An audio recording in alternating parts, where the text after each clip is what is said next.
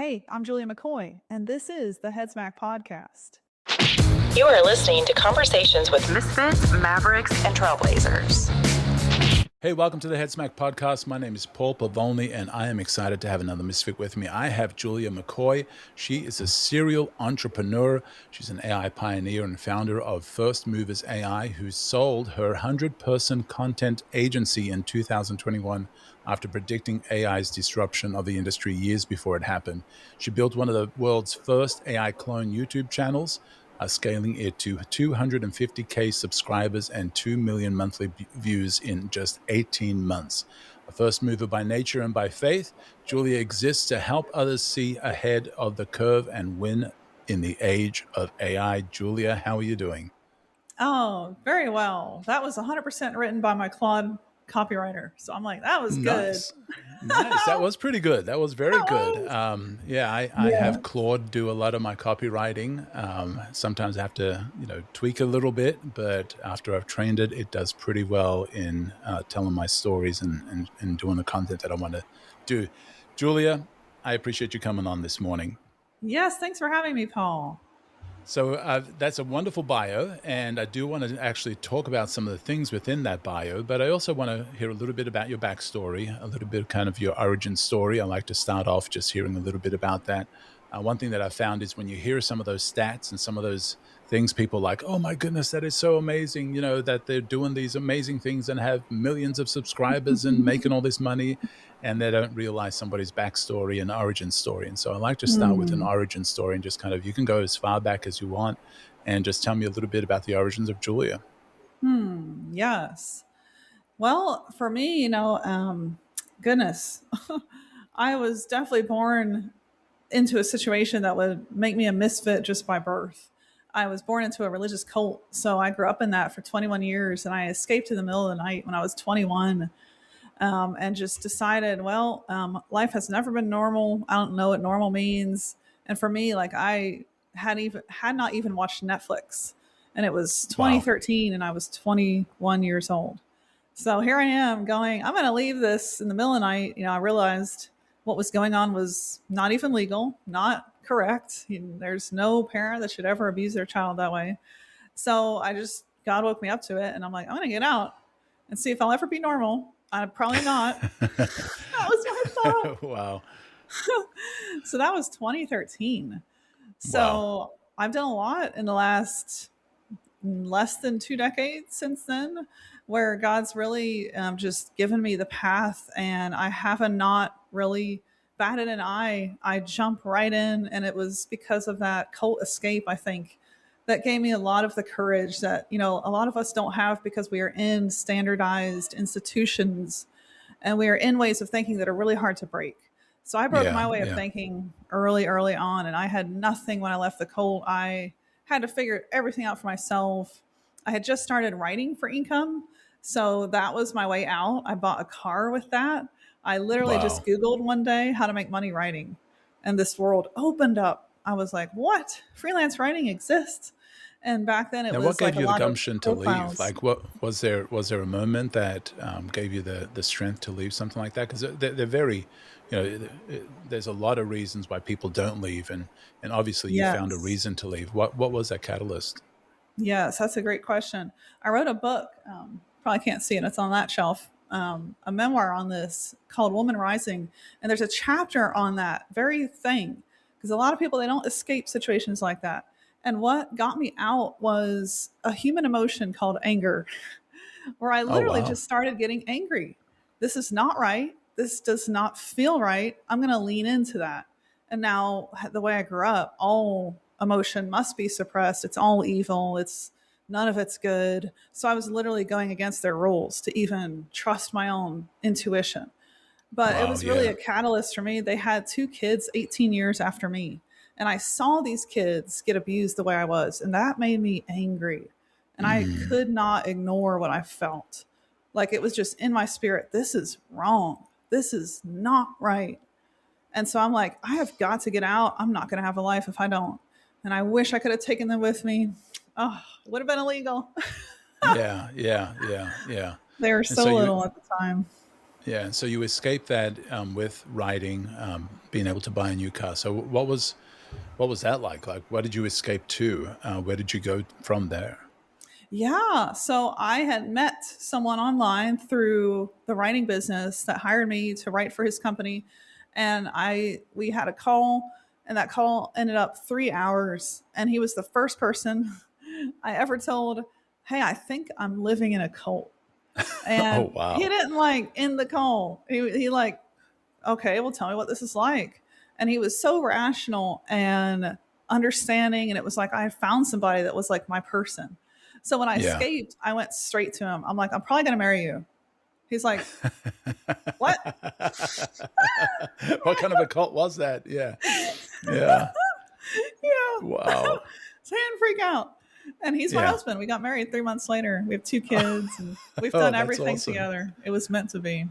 Wow. Wow. Yep. And so, so that began your career in writing. What kind of writing was it? Yes, it was primarily SEO writing, which is, different than copy.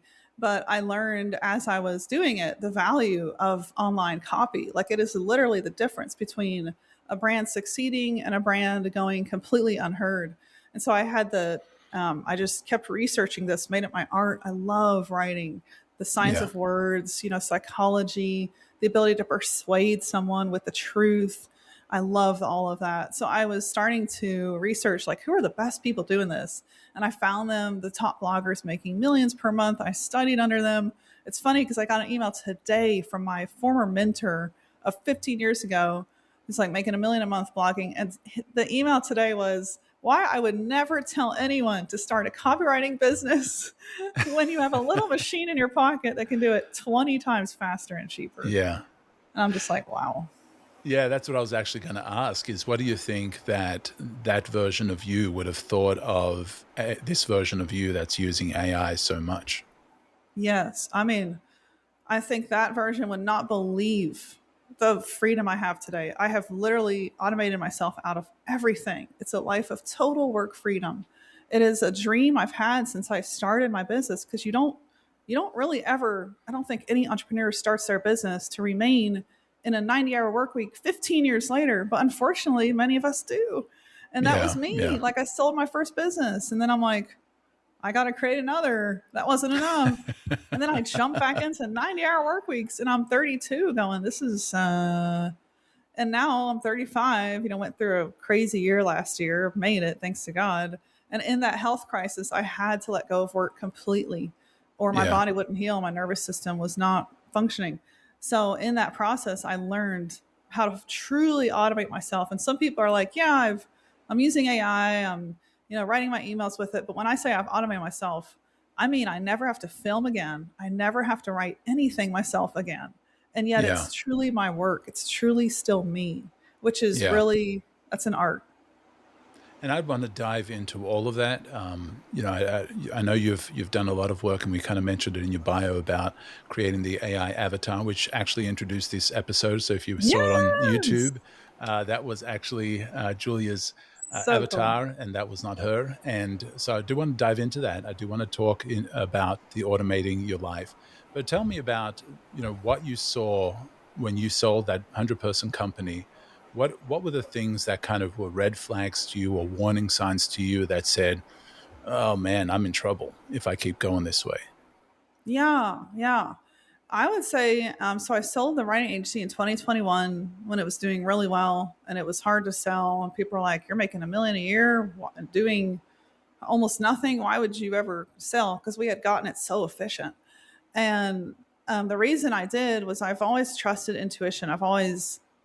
God's just given me that. Like, Julia, here's something you need to do it. I go do it. I don't blink an eye. We were one of the first to create an e-commerce content shop. We put human writing on an e-commerce platform. We allowed people to check out. And that was really novel in 2014. And it got copied by so many competitors. Yeah, And that was looked at as strange. Like, you're putting human copy on an e-commerce platform, but isn't that an art? yeah, yeah. What you is it? know, What do you mean? You put human copy on an e-commerce platform? What does that mean? Yeah, yeah. So we had human writers. We didn't, in 2014, automation was horrendous. So you would actually be hiring a real human, but you would be checking out through an e-commerce process. So you would Oh, be like okay. purchasing writing, and it would be an item in our online platform. So it would kind of feel like it was an automated process. But after you purchase that, whatever it was, like $1,000 retainer for copywriting, then you'd be in touch with our human writers that I trained, and then they would write it for you. So it was a novel process because it's such a human thing that back then even that felt weird, but we had over 1 million in sales a year, so we learned how to do it. Wow. Now, where did you learn how to do that? Coming out of a cult, it's a very different mindset, very different upbringing, very different sets of influences and inspiration and ways of doing things. Where did that learning come from for you to be able to create $1 million a year business? I think it's a matter of, some people are bitten by the entrepreneurial bug, and I was definitely one of those people. So even at 14, I was like going around town. I looked very strange because we wore long dresses, but I was still going around town, and I would go and put flyers up in the grocery store, and then I would clean people's computers. And I was really good at the computer. Like from the age of 7, it was weird. So I could take your computer, and if it was frozen, I could figure out how to get it really efficient and clean for you. And so I would go around and do flyers, and I would do that for people. And I had a little business at 14, and people recommended me Wow. because their computer started to work so well.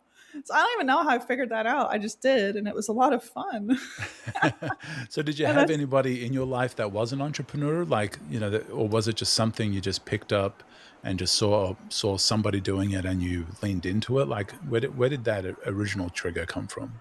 Yeah, my upbringing and my parents were anti all of that. I did not have a model for any of that. But what I've learned since leaving was the rest of the family they cut me off from because they were too worldly. They didn't adhere to dress standards and didn't wear ties 24/7. So they cut them off. They're bad people. So those people, the rest of my family, like my uncle, my aunts, very, very entrepreneurial people. My uncle Oh, wow. built Yeah. processes for the whole gaming industry. He was a pioneer in some processes that were not developed. So he just figured that out, worked with Disney, all kinds of really amazing companies. And I didn't meet him until I was 25. And by then I had a jump start on my business. So I was like, Yeah. oh, you too? You have this weird mind that just sees life Wow. as a game and you can play it and win? Like, That's amazing. That's so it was amazing. And amazing to so, meet him.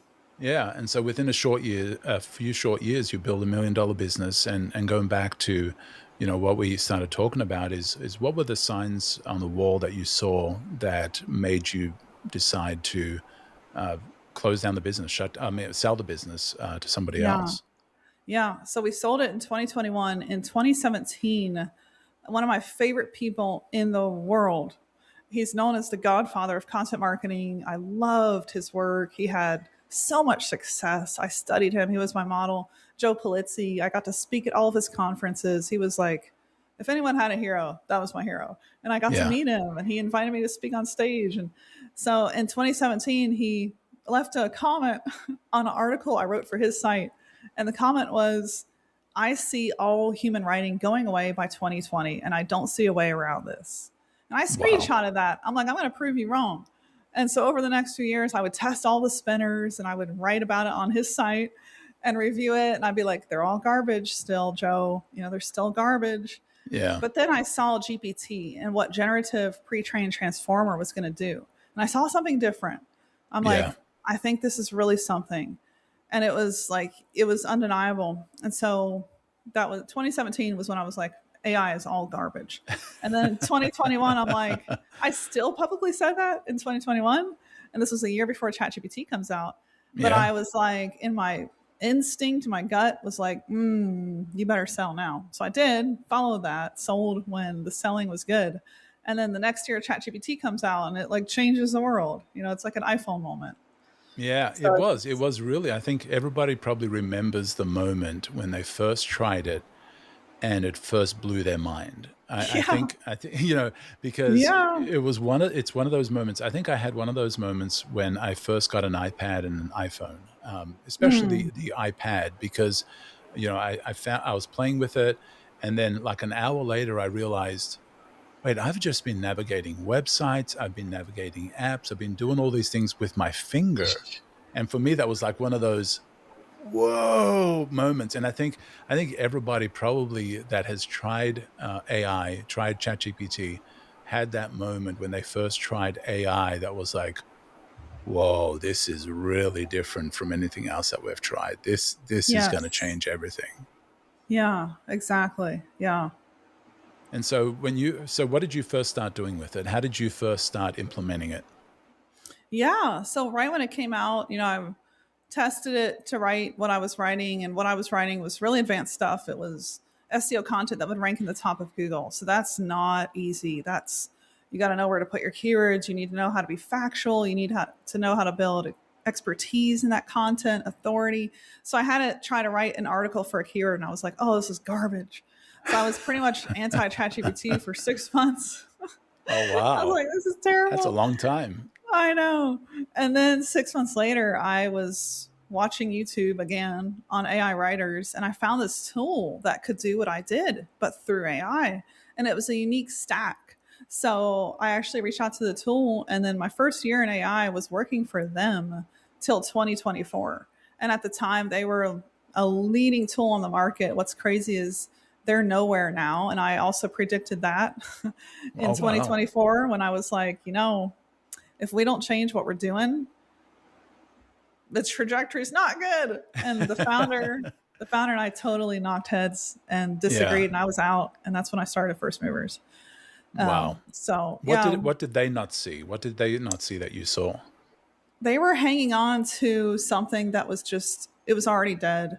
You cannot stack multiple LLMs and think that you have something so innovative, so unique that would rival what these models are now doing natively for $20 a month. Yeah, Yeah. you can't say Yeah. like, "Oh, I have something better than Claude Opus," when the latest Claude Opus is better than your software stack and will Yeah. always be. And if you're in that game and you're up against $1 billion LLM, you're gonna lose. So Yeah. that Yeah. was the track they were on, and early on it worked really well. It worked really well because we needed that to actually get good output. But now when I can fire up Claude and it's better than any human just with one prompt and one Yeah. trained Yeah. project, why would I ever need a $200 software stack? Yeah. Well, and I think we're kind of in that place too with being able to build software and build apps and build even websites and things like that is everything's changing so rapidly that you might be able to build an app with AI now, but next week there could be an update and suddenly it's like, how do I update my app now? How do I, Yes. and so you've sold this app, you've sold this software. And so I think we're still kind of in that early stage of a lot of the development of these things, that it's really dangerous to kind of put all your eggs in that basket. Are you seeing Yeah. that as well, or am I totally off? No, you're 100%. I think, was it last year? It was the year, it was 2 years ago. It was the year I was like headed towards creating my own consultancy when I saw this. And it was that year I saw the statistic. It was like 1,000 new AI companies are started per week. And by the next month, the majority of those are already bankrupt or gone. Yeah, yeah, right, right, right. Oof. Yeah, it is. It's such a new industry, and it seems like it's been around for a lot longer than it actually has been. And I think there's Mm. still so much that's it's evolving. It's almost evolving daily. It seems like an update comes out and it changes everything, Yes. And I think there's a lot that we need to be mindful of and weary of, because I think there's some great tools. You can build a website with just the prompt, Mm.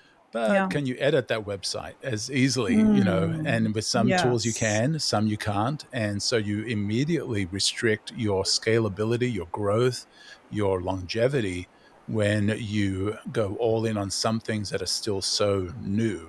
And I Yeah. think that's where things can kind of get a little crazy, right? Yes, yes, 100%. Yeah. Yeah, that's on YouTube with Dr. McCoy, the channel I have, we're never the first to report on something. And that's by design.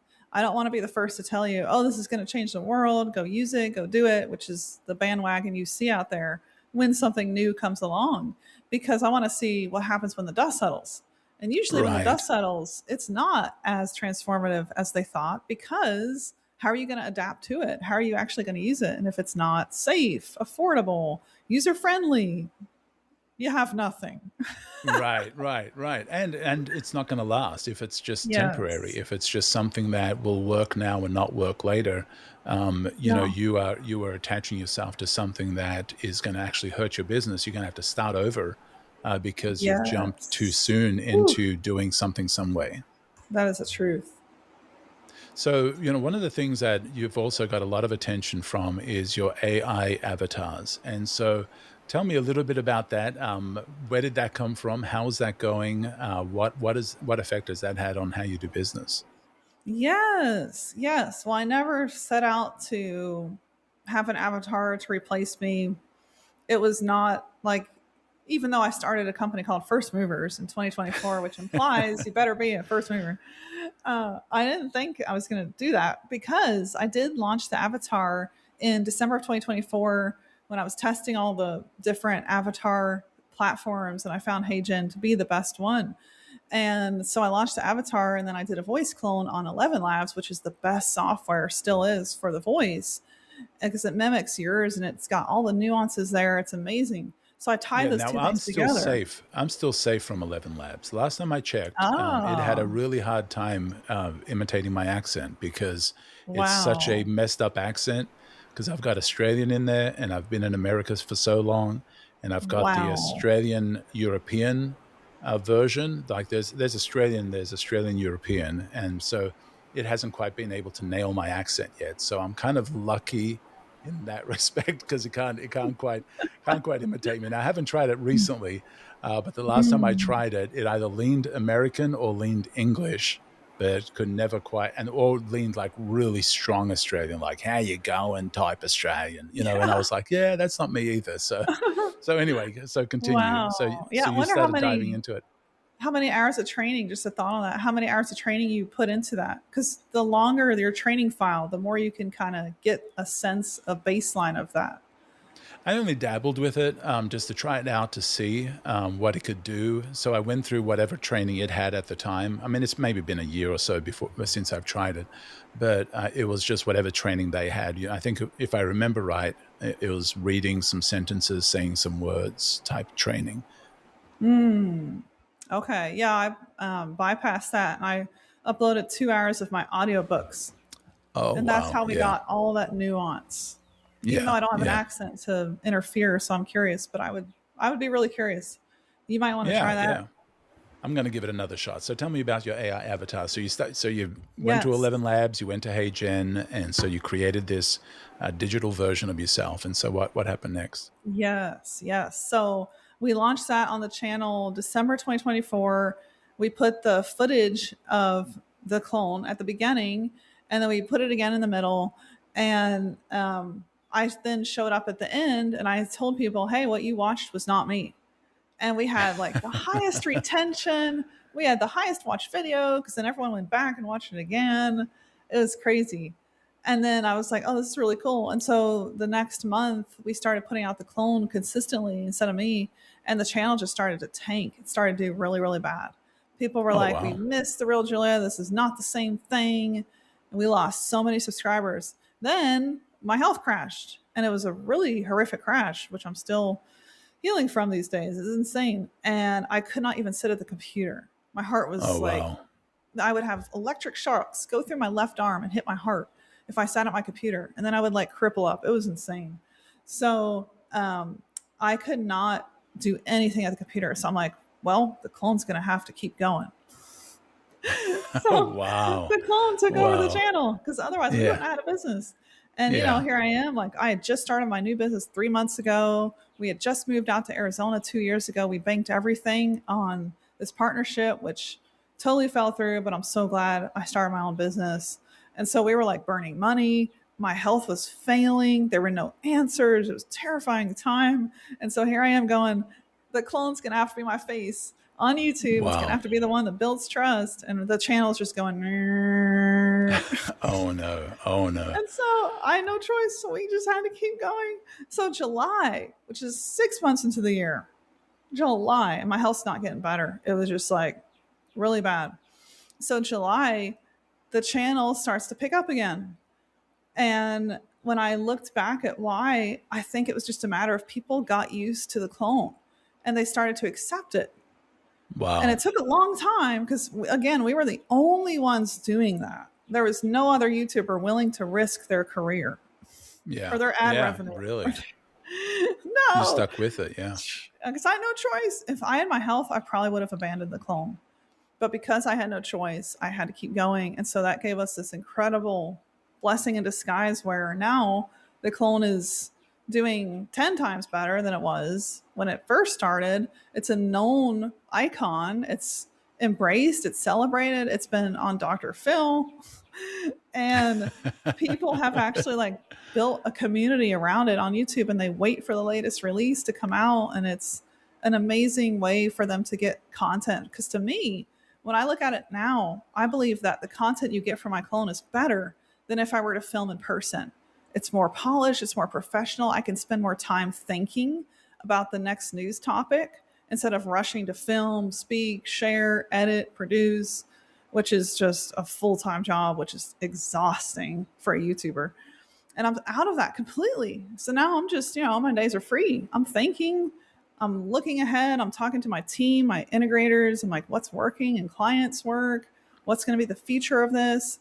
And then my clone is the one that actually does all the heavy lifting. So I see it Wow. as you're getting the Wow. best of my brain. You're getting a better part of me. But it was amazing to go through that bridge of like the collapse and then no choice to keep going. Wow. That was Wow. hard. What a almost, I guess, a happy accident or a happy, I know. result of something that was, pretty tough for you personally going through what you were going through. And so you said Dr. Phil. So you took this to Dr. Phil? They found me. They reached out and they were like, we found your clone on YouTube. We'd like you to be on Dr. Phil's show. So I did that and it was crazy. We had the clone live up and running for him to interact with. And then we had me right next to it.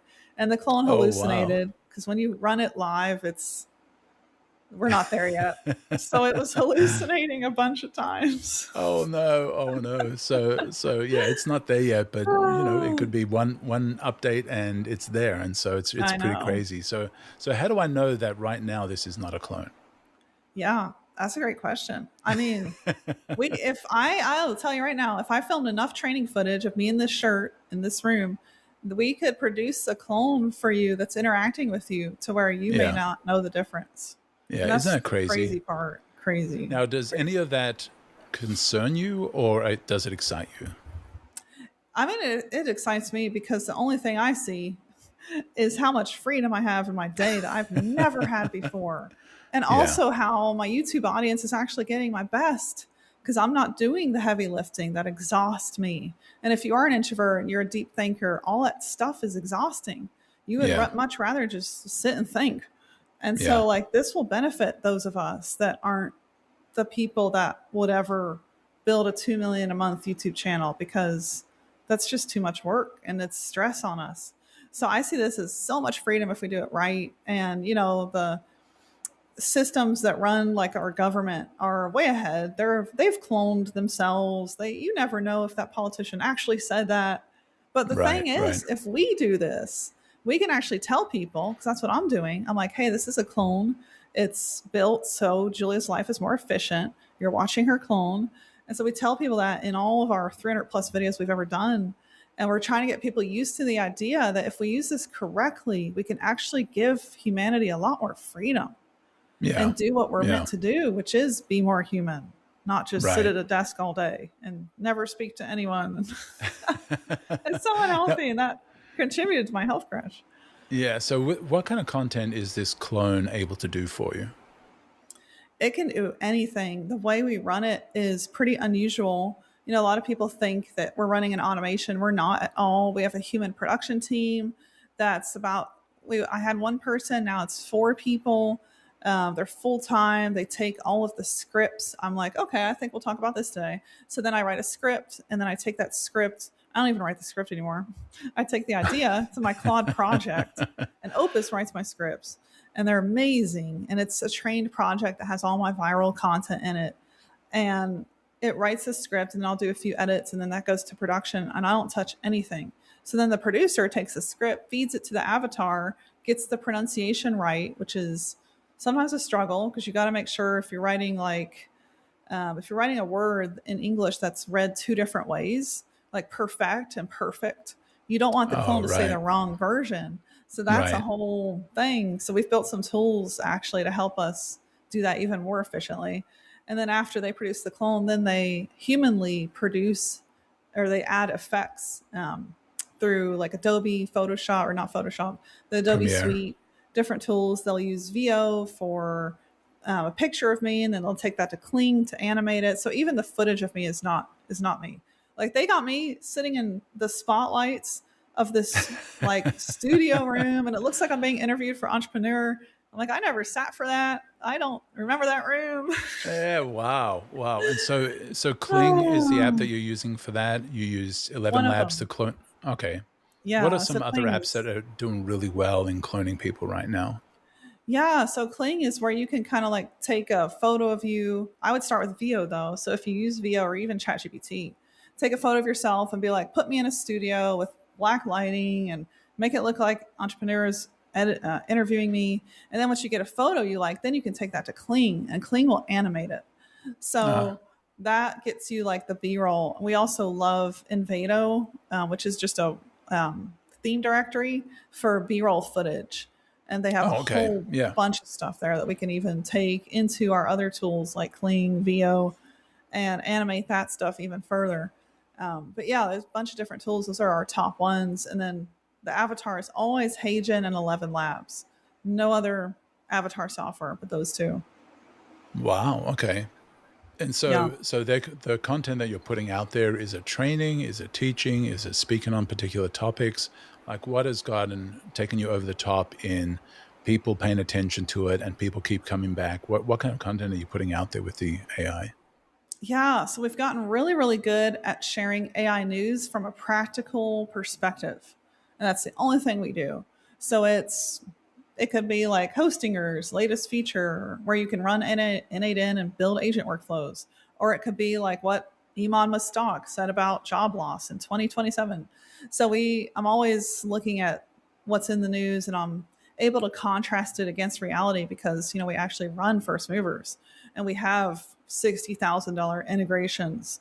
And so we can actually speak from that perspective, which I think you miss with a lot of other channels. They're like, oh, this is an amazing way to run agents. And then the last step, it breaks and it falls apart because they didn't actually put that in a business. Yeah, yeah, yeah. Wow. Oh, yeah. So So we you keep it mentioned that balanced. you've automated most of your life, and you've shared some things that you're doing in the process of getting content up. What are some ways that you've automated your life with AI? Yeah. So for me, it's been the work. All of the work I used to do is just totally automated. If I wanted to write a book, for example, I'm like, okay, I want to write my next book. I could spin up a Claude project and have that book done in 5 hours, start to finish. And it would be ready to go Wow. to the editor. It would be ready to go straight to KDP and it would be an amazing book.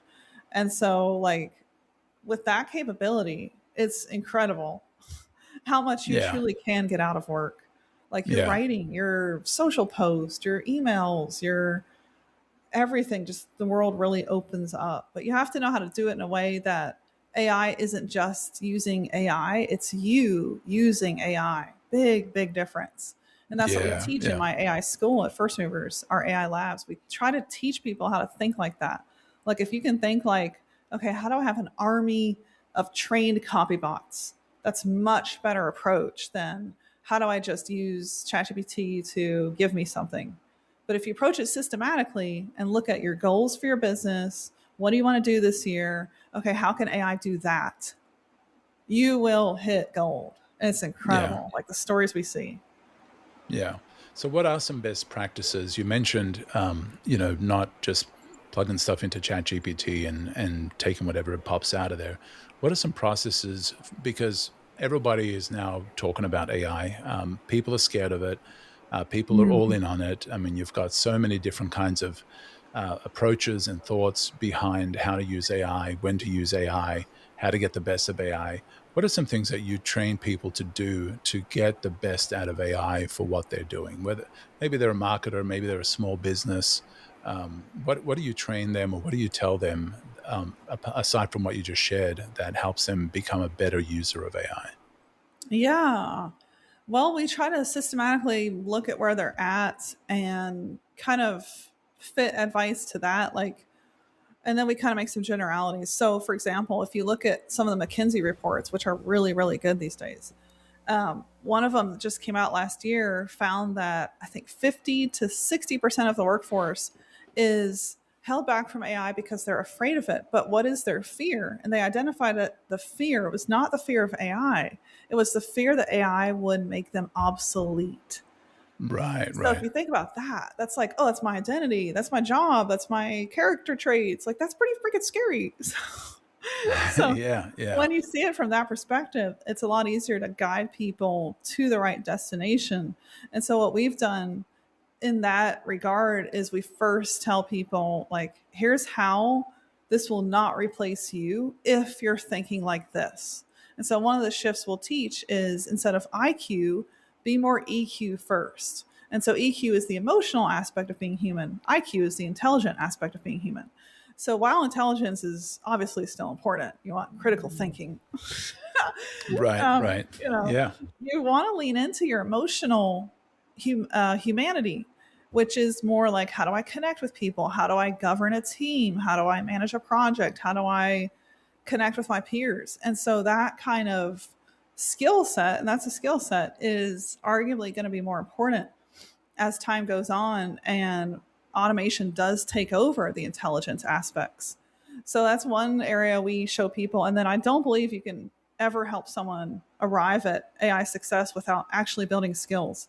So we also teach actual AI skill sets, like, how do you build the copy bot? How do you build the automation workflow? How do you connect a bunch of agents? And some of the stuff I have no idea, right? So I've hired integrators, and we have yeah, really yeah. great AI integrators that know more than me.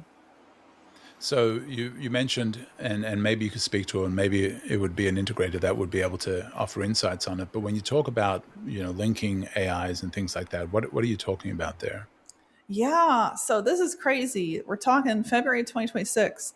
A week ago, so this was the third week of February or second week of February, Web 4.0 was announced. And I was like, what? And so Web 3.0, we have barely embraced. 3.0 is the idea of like crypto in your browser. Like, we're so far from even having that natively. And here's Web 4.0. So Web Yeah, 4.0 is the idea of autonomous agents actually running our internet. So that would mean, like, instead of opening Gmail and reading your email, you have an agent that's trained on you, your job, your tasks, and it's opening your email. It's answering your emails. It's going and doing the research. It's going and booking your plane ticket. It's doing the tasks you need to get your day in order. It's giving you the research for your sales calls. So that would be the nature of the autonomous internet, where you have agents using the internet more than humans. But what's wow. funny is, while that was like kind of announced, we're still so far even from understanding what an agentic flow looks like. So I think the Yeah, adoption rate is so far behind the technology. yeah, And that's a yeah, good and a bad thing. It's a good thing because I don't think many of us are actually ready for a world where AI replaces jobs as largely as could happen. I don't think we're ready for that world at all. And so it's yeah, a good thing. And then it's a bad thing, though, because as this technology hurdles at us, we won't know really how to govern it. So yeah. I'm trying to help as many people as I can understand it and then learn how to actually use it. Yeah. Do you think it's fear or ignorance or delaying the inevitable that's happening in people's minds from the people that you talk to? What are you sensing from them? Yeah, that's interesting. I mean, everyone that comes our way, and we get 2 million views a month on the channel. We've got 400 students. We, however many other reach on all the other socials. I can't really say I see fear too much anymore. It's more like, hey, how do I adapt? How do I steward this? They're not afraid of AI. I mean, when they find me, maybe they're like, they've overcome some fear. But instead, there's like this question of, okay, I see what AI can do. I'm excited. But what about the future? What Yeah. about, will this ever become Skynet? Will this ever become Terminator, an AI we can't kill that's trying to kill us? Yeah. And at first I was like, well, that's just in the movies. But from what I've learned, actually from my health crash and how I had to learn biophysics to start restoring my own biofield, because that was the problem. That was why my heart and my left side had shocks, because the energy field from my computer was so damaging because my Wow. biofield had been so disrupted. No doctor's going to tell you that in America. And so that Yeah. sent me down a huge rabbit hole. And I learned all about, the actual dangers of this stuff. Yeah. So now I'm Yeah. like, Yeah. yeah, you need to learn how to use it now. You get your finances as high as you can right now, and then hopefully, exit. Like if this stuff ever becomes, they call it conscious and self-aware, you don't really want to be messing around closely with an entity that could actually harm you. And I know this might Right. sound really Right. strange, but like that's what I've come to believe. And so I think like Yeah. now is the time to be a first mover, not later. Yeah, yeah. Well, and I get a sense that people kind of fall in one of those three camps. Is, some are fearful of it, fearful for multiple reasons. I think fearful for what you just shared of, what happens when AGI happens, what happens when this gets really, really smart and realizes that we're the problem, Yeah. we're the virus of the earth, as some people have even said, years Mm-hmm. ago that, humans are the virus. What if the AI starts thinking that? And then there's that fear, but I think there's also the fear of job loss. Yeah. If AI can do thinking and my job is around thinking and problem solving, how safe am I? I know the creative arts are in trouble for a lot of Mm. people. You mentioned you have video creation that's happening through AI. There's photography, there's art, there's illustration, there's logos, there's all that stuff. And so I think the creative arts have a fear of what does our future look like. And I think the future could possibly be that people will kind of get back and pick up a paintbrush and do art for the love of art, as opposed for Mm. the love of commerce, and so there might be that pushback. And I think there's ignorance. People are just like, I don't know about AI. I don't really care about it, Yeah. And I think there are some people that are like, I know it's coming, and I just choose not to think about it. I don't want to think Yeah. about that future. I'd rather kind of live in ignorant bliss for now, and not Hmm. even think about it. And I think all of those kind of have their dangers in them Yeah. in themselves. But you had talked about your life now means that you don't have to spend as much time working, that you can relax. What happens when everybody has that option? When Mhm. AI has been able to replace a lot of people's jobs. How do they pay for food? How do they, Mm. that would be Yeah. kind of, how do they start, paying for things if they no longer need to work because AI has kind of taken their place? Yeah. Yeah. That's a loaded question. I mean, I have many, many thoughts. For one, I do think that we're probably going to see some form of UBI, universal basic income. And I can't really, the path there is going to be through the digital ID, total surveillance. Like, will you own anything? That's the current path. And I don't Yeah. see that changing heavily unless Trump and RFK, which we did just pull out of the UN. So America, which has been the largest funder of the UN, is now no longer even in the UN. That's kind of crazy. So yeah, that could change what the World Economic Forum has been planning for a long time. And we could really go down the rabbit hole because COVID was bioengineered and it was a part of the 2030 agenda. And this gets really crazy, because I think the powers that be that are behind this technology, not good people, people that believe in total surveillance of humankind, people that believe in depopulation. So when you Oh, see wow. that, you pair the virus, which is not actually a virus, it's a bioweapon. You pair, mass casualties happening around the world from a known non-virus and a known solution that was a vaccine with a million side effects.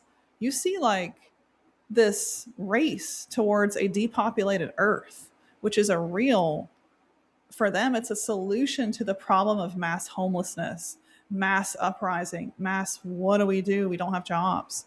The easier way is, well, just a lot less people. And it's a really dire thing to even look at. I didn't believe in any of it until I literally felt some of these things in my own body from COVID. And I was like, okay, I guess some of this stuff is true. And, I should have been dead last year. Like I was in a really bad place and God brought me out, showed me how to heal myself. And now that's like my mission. It's talking about healing because it's become so important to me to just tell the world, here's how to heal from what you're up against, which is toxic food, toxic soil, toxic air. We're in a really harmed world right now.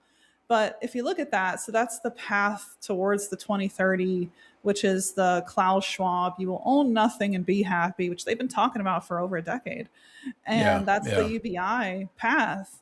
Not good. The other path potentially is, we can reclaim some of this. And that would be through us taking back our health, our sovereignty, leaving systems, and potentially RFK and Trump being a part of that, which I've been able to connect with people that personally know RFK. And so I've gone far beyond the headlines. And I've learned these people really care about Americans and they really care about our country. And, we have tree roots dying. They're literally like 200-year-old trees. The roots are gone because of the chemicals being sprayed on us every day. Like we're in a really dire place and we have to stop some of this madness in order to heal and combat the problem of what happens when AI takes all the jobs. So it's a really, full scale picture we have to look at to really see the truth. But there's hope. Like we're not at a place yet where, the 2030 agenda has actually succeeded, because I would argue that COVID itself didn't really succeed, and social distancing didn't really succeed, and the masks didn't really succeed. So if you have all that, I think there's hope that we can actually make it and do something with AI that could be great and a liberation for us instead of a tool for our demise. I think so. I think there's a future that is very possible. I think there's also a future where man realizes that man needs community, man needs people. God made us that way. When he saw that man, it's not good for man to be alone. He made him a person. He didn't give him a puppy. He didn't give him, whatever. It was a person. And so I think people are wired for being around people, and I think people would fight back. But it is interesting, kind of taking that mind trail and adventure to kind of see what possibilities could happen.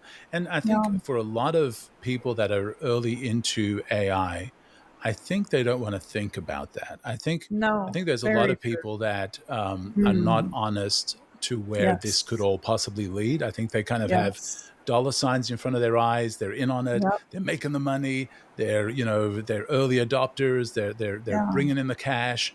They don't want to talk about, where this could possibly lead and who it could hurt. And I think that's kind of also a dangerous place to be at. I think you need to kind of have a little bit of honesty with that. I think a lot of people in places like India and Taiwan and the Philippines are being hurt because their jobs are being replaced by AI, and that's kind of a sad reality. For a lot of them, they're able to get out of poverty and make a living and provide for their family. And now AI is affecting that, and so I think some of those realities we don't like to talk about, because I think it's that almost blissful ignorance that we like to kind of, cover our eyes with and say, no, it's, AI is awesome. It's wonderful, does all this stuff. And we don't like to have those honest conversations. Yes, very, very true. Yeah. And it's crazy because 2 years ago, the person you described was me. I was like, so gung-ho. I'm like, AI is going to save us. It's going to liberate us. It's the answer to the institutionalized factory thinking that had us behind desks coding for 12 hours a day, which is not healthy. And, that's what I saw. And then I saw the future as this golden utopia. And I was like fully in belief of that. And what happened with my health fully brought me out of that, because I was literally the person affected by COVID that should have died. And I'm like, I'm 33. This is evil. This is nefarious. No doctor knows how to treat me. Oh, this is a plan. They planned all this. They knew Western medicine would not have the tools because the FDA has corrupted Western medicine since 1909. So learning all of that just blew my mind. It blew my mind and it woke me up to the truth.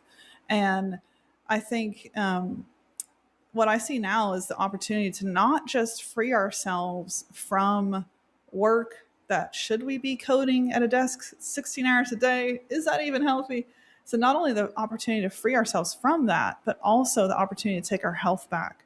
And, Yeah. over here, 1 in 2 Americans have either chronic health condition or some type of inflammatory disease. It's really, really bad. You have to ask, why is that? Why were we the healthiest nation in the 40s? Now we're not. And that's the rabbit hole I've been down. And it led me to a whole new purpose. And now it's like I get to be a voice for healing. But that would have never happened if I was still mired in my business doing 90-hour weeks telling AI news on YouTube. So if we liberate ourselves with the machine, like you get to have amazing conversations. You've probably freed up some aspects of your life with AI. Like, how can we do that more so we can actually live in our purpose more? And maybe some people already have their purpose. Like, I found the one doctor on the internet that's talking about all of this with a lot of knowledge, Dr. Monzo, and I am going to take his voice and put it out there in a massive way. And I'm going to do all the work. But I wouldn't have had the time to do that. And would he have had the time to do what I'm now going to do? Probably not. Yeah. So you don't even have to have AI sometimes. You can just also have humans that are freed up with AI. So the big picture is still really, really healthy. As long as, like you said, we know we're aware. Right. Now, is that what your business is primarily focused on? Because I know we'd mentioned that you're, 250K subscribers. Is it primarily to talk about the health issues, or is it talking about still AI, or what's generating your financial freedom right now? Yeah, 100% my AI business. So that is First Movers through Dr. McCoy, and that is AI, where we talk about AI all day. And so the healing stuff was really, I'm like, I have to start talking about this. I've read books on this. I've uncovered truths that blow my mind. So I started talking about it on my current channel. And then people got really confused. Like, why are you talking about quantum healing? So I had to start a new channel just for that. So my other channel is Quantum Healing Mysteries, where we talk about like the frequency of water. We talk about the design of how our cells communicate with our brain and just like incredible things that I learned through my own journey that no doctor seemed to know or even equipped to tell me these things so I could help myself heal, because we are self-healing engines. That's how we were made, but we're not told that. We're not shown that. So that's a whole nother channel, and it's not super profitable, but it's where I spend all my time because I care so much about. Right, it's where your passion is right now. Yes. Yeah. And I still love AI, but I love that my clone is doing that. She's doing better than me. So circling back to, you had talked about the freeing up your time to do like your passion about health and stuff. You had talked about the automations, and I want to dig into that because we hear a lot more talk about it. I know now AI companies are creating their own browsers, and we're talking about agents, and everybody's now, I think that's kind of the new phase that everybody's in, is talking about agents and automating their lives. So what are some other things that you could probably share with those that are listening that want to free up their time to pursue their passions? Like you were pursuing this passion of health that was kind of triggered by a serious health episode last year. What are some things that you're doing to automate? What are some tools? What are some ways that people can free up their time through automation that you're seeing is very effective right now? Yes. Great question. Well, obviously, we teach this in First Movers AI Labs. And I will tell you, one of the first things we do for people when they join is we have them take this quiz. And one of the questions is, what does your daily work look like? What are your passions? So if you're just like, let's say you're writing these things down right now, right? So make a list of that. What's your daily work look like? And then what are your passions? And then your next step is, okay, well, what do I need to learn to automate as much of my work that I don't really love doing, but I have to do it to make the money, to bring in the clients, whatever it is. So look at those tasks that you don't love doing, and maybe you like doing them, but they're just huge time sucks. Those are your tasks too. So you want to make a list of those and then ask yourself, okay, how can I take myself out without losing? Because a lot of people, they don't ask that question. They're like, how do I take myself out? But they don't ask without losing. And then they just plug in crappy AI and you lose. You're not going to make money. You're not going to get clients, right? So without losing, that looks like if it's an avatar, better be a good avatar, better have a character that people like. So one thing we do, we've built a GPT for this actually. One thing we do is we help people come up with their own avatar character. So one thing I want to see in the mainstream, this is kind of like a dream, is like, let's say you were going to launch your YouTube channel and you were going to talk about one topic, which is how to win on YouTube. You want to go one topic. Like, let's say it was dogs. You were going to talk to people about a certain breed of dogs, and you were going to grow to 1 million subscribers for people that also love huskies. So how can you be a character that creates that trust and following and entertainment factor as you talk about huskies and you teach people how to care for them, how to raise them, how to the fur, how to take care of the shedding, all these things. So whenever you're planning out your strategy, what's the character? Let's say you take yourself completely out of the filming. You don't even film from day one. This is what we're teaching people. So what's the character that's still you? It's your likeness, it's your face, your voice, but it's like that fun, doggy doctor, whatever you want to call it. Like, what would that be? You put that on screen, and then you say, this is the avatar of the real person. While he's freed up to actually help clients, then you're going to hear from his avatar on YouTube. And people really like that approach. It even builds, I think, more revenue for your business. We're seeing this. We have the highest revenue business I've ever started in 13 years. And when I tell people, this is not me, so I can actually do my best work, which is strategy and thinking through our client offerings, then people are like, they're even more ready to spend the money with us because they know, oh, Julia's actually more focused on me than her YouTube channel. And so it creates an even new barrier, and it takes away the barrier where people are like kind of worried, am I hiring a YouTuber or am I hiring an expert, which is a real concern many people would have. So you even destroy that barrier. So that would be what I would do is, look at what you're doing, automate yourself as much as possible. And if it's a new channel, a new passion, a new business, which we help a lot of people that are starting something brand new because they're leaving something they hated, leaving an old way. And I'm like, this is amazing. I'm so excited to see you embracing something new in a new age like this. So we tell them, like, get your avatar up and running from day one, come up with that character, have that character deliver all the news, build the trust. And that way you look back in 6 months, you have this incredible trajectory, but you are not in the work. And so that's where like the AI age becomes really golden, when you have truly tapped into the powers of AI in a way that replaces you, but still dramatically builds your business, builds trust, builds love from your community. I mean, it's hilarious how many people like Dr. McCoy. They're just like, I love you, hearts, hearts, hearts on every video. I'm just like, this is an avatar, right? Yeah. Well, and you said you used the word replace you, but would a better word be multiply you? I would agree with that. Multiply you. Because it's not necessarily replacing you. It's just multiplying, your visibility, your being out there, your effort, your expertise, and not limiting you to a single person, organic person that is in one place at one time, but it's actually multiplying you into more places. Very good. Multiply, amplify. That would be the right way to think of it. Yeah. You just want to get yourself out of like the human body sitting, filming, doing all the manual work. How do you get yourself out of that place, in a place of connecting, building, doing what you love more and more every day? That's the right path for all of this. Yeah. Now, you had mentioned that you're on a trajectory to hit 500K a month. How are you doing that? What exactly are you doing to get to that? Where are you now, and what do you see happening to get you to the next level? Yes. So I'd say we're halfway there. And what's crazy is the warp speed at which this can happen if you put the right factors in place. So the first time I built $1 million a year business took me 7 years. This time it took me 18 months. Insane. Wow. And that was because I automated myself. I'm, like you said, multiplied myself.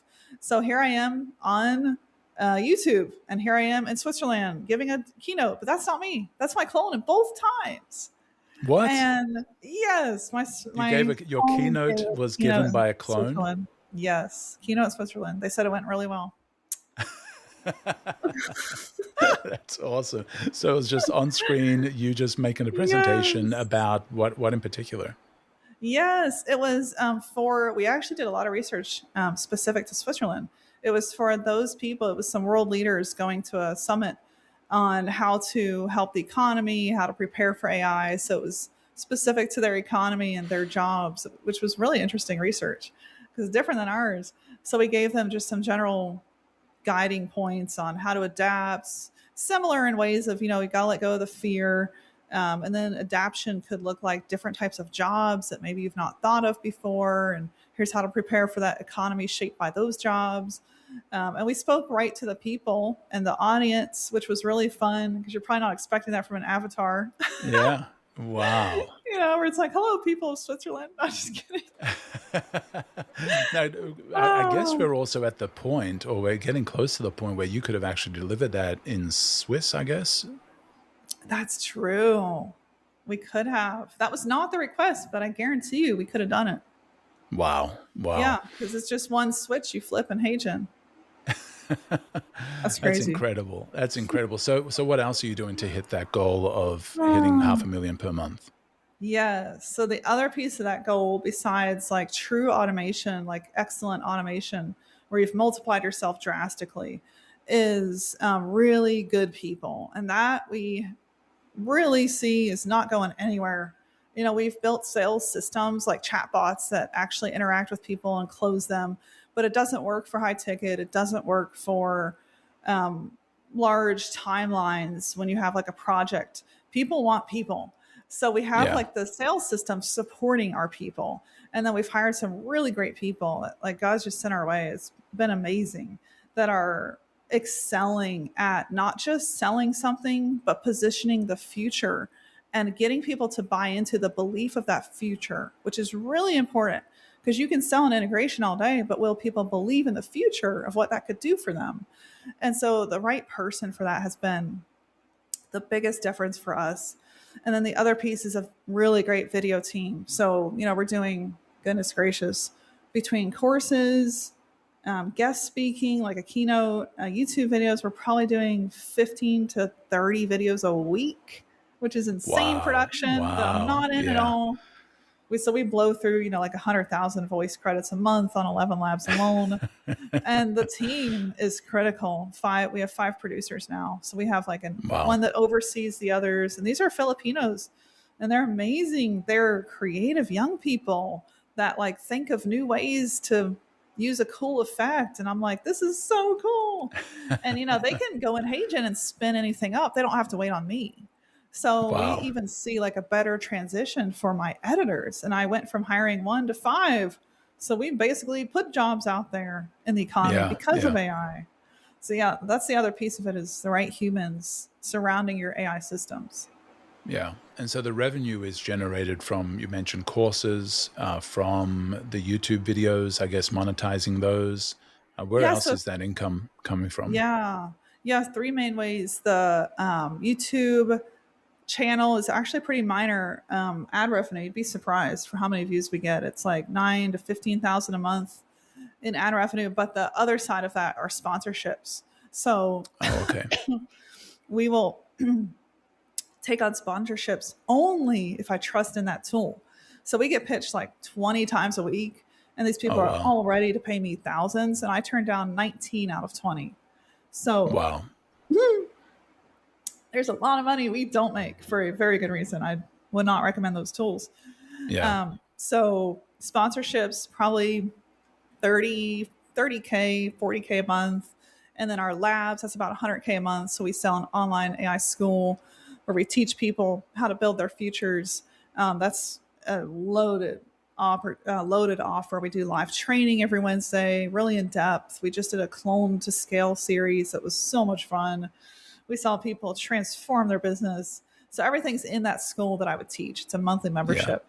And then the other piece is integrations, which the goal is there to just, the sky's the limit, where we could do potentially 300K to 500K just in that alone, because so many businesses need AI implemented, but not just implemented. They need a guide to hold their hand and go, okay, here's what we would plug in to make you 10 times more efficient. Here's like the way we would run it, and here's how to understand it and run it yourself. So the guiding part of that is almost just as critical.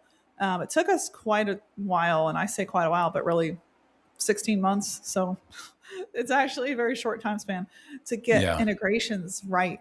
Because, we would just like build agentic networks, or we would build some custom GPTs with knowledge bases, and those things are really valuable. But what we're seeing now is more advanced systems that Yeah. run even on like a specific server, right? So that's what we're doing with our integrations, are a lot more advanced, where you get like this true level of sophistication. Yeah. So Yeah. with that, revenue is definitely increasing. Yeah. Well, and for something like that, I guess it's ongoing because everything changes so rapidly in the space. Yes, So just as you very were true. able to see the writing on the wall in 2021, what's the writing on the wall you're seeing now? Oh, great question. Sorry, I had to cough. Did you give a specific date, or did you just say what's the writing on the wall? Yeah, what's the writing on the wall? You saw it in 2021 when you sold your previous company. So what are you seeing now? Yeah, great question. My goodness. Um, that's quite loaded. I think that, so last year I thought we would see like most admin tasks like go away, admin jobs go away, and that's not happened. Like we still have so many admin jobs open. We have such a lack of AI anything. Yeah, McKinsey said only 1 to 8% of all businesses are actually AI mature, which is so small. So the problem will always be human adaptation. We're going to battle that for probably decades.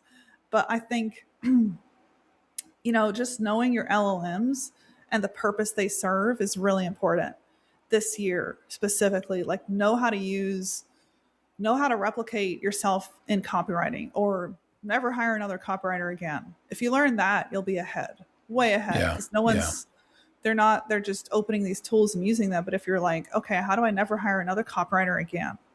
And then you yeah, test the tools, you use the right ones for the right purposes. That's a big change where I think we will see jobs go away, because you could never put a full-time salary in place of a $20 a month tool. It just won't make sense. So a yeah, lot yeah. of the marketing specific jobs going to go away or become AI assisted.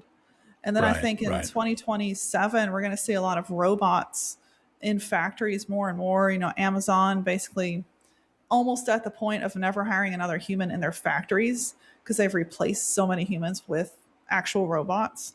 We've Yeah, got a company out of Figure. Oh man, what they're doing out of California is insane. They are in BMW dealership, not dealerships, but BMW makers, and they're actually installing all the car parts in the BMW. And they're going from car brand to car brand. So it's Mercedes, it's BMW, and they're succeeding in these different, very specific builds. And it's like, okay, we're shipping a slew of 100,000 robots to BMW this week. And they're just wow. engineering the future. And you have several companies in an arms race to do that. They're very, very brilliant people. Elon Musk is involved with the Tesla bot, many other companies. So I think we're going to see, it could be very similar to the iRobot picture, where you're walking down a road and you see a robot walking next to you. And it's not crazy. We could be there in a couple of years. Yeah, oh, very much. Julia, this has been an amazing conversation. I can't believe it's already been an hour. What I Wow. usually like to close with is asking it one final question. What's a head smack that you wish I'd asked you about, or a question that you wish I'd asked you? Hmm. Well, I would say you asked me all the head smacks. Well, that's great then. That's a Oh, good thing. I know it you kind of did. puts you on the We got spot. them in there. Yeah, but I also want to make sure I give you opportunity to not leave something unsaid that you feel you want to say. And so if there is anything, you're welcome to share a question that you wish I'd asked you. If not, then tell me a little bit more about how to get a hold of you, how people can become a part of your world, learn more about you. What's the best way to do that? Yes, yes, yes. Well, just to wrap up the head smack, you got it all in there. I was not sure we would even go there. Most people on YouTube aren't aware yet. I've been slowly bringing the truth in. They're not aware yet that not really an AGI utopian anymore. Like, I was known for that for years. and to see the future with a more realistic eye, like to actually ask, is this dangerous? Could it be dangerous one day to humanity? That's a real question. So I'm really Yeah. glad we got that in there, because that is something we need to ask. And I think instead of being scared, we need to be prepared.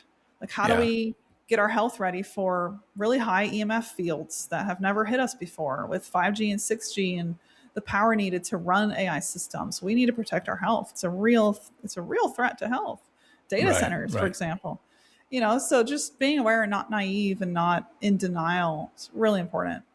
And as far as where people can find me, firstmovers.ai, that's all of our consulting, the labs, what we're doing, weekly blog. And then, of course, if you're here, I'll be sharing this. So people already might know about my YouTube channel by now. Yeah. Julia Yeah. McCoy. Awesome. And I'll put those links in the show notes as well. So that's firstmovers.ai. Also, you have your new book, Fluid, available on Amazon as well. They can check that out as well. I really appreciate your time, Julia. This has been a great discussion, and I appreciate all your insights and your story and everything that you've gone through to bring you to where you're at now. Thank you so much, Paul. This has been so much fun.